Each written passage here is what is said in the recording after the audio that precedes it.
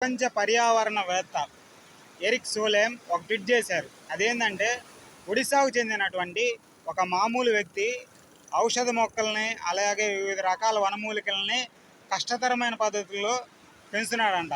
వివరాల్లోకి వెళ్తే ఒడిశాకు చెందిన నయాగఢ్లోని ఒక ప్రాంతంలో కుపున్ సాహు అనేటువంటి వ్యక్తి అతి కష్టమైన కుస్మీ నదిలో నుంచి నీళ్లు తీసుకొని కష్టతర సాధ్యమైన కొండనెక్కి కొద్దిగా పెద్ద కొండ ఎక్కి దాంట్లో 800కు పైగా ఔషధ మొక్కలను పెంచుతున్నాడంట.